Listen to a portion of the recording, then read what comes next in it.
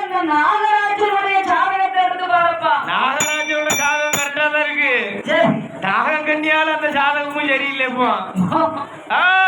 உடனே ஆண்டவன் பார்த்தார். சரி, நாகராஜா என்ன செய்வாரு? பதறாரு. ஆமா, அவர் என்ன செய்வாரு? முடியல அவரால. ஏன்னா அவங்க 2 பேருமே பாவம் பண்ணிருக்காங்க. அவரை அந்த நாகக்கன்னியால தான் அவரு பாவம் பண்ணாரு ஜென்மத்துல ஐயா. ஆமாம்மா. அதனால அவர்களுக்கு குழந்தை இல்லை. குழந்தை இல்லை. உடனே ஆண்டவன் பார்த்தார். என்ன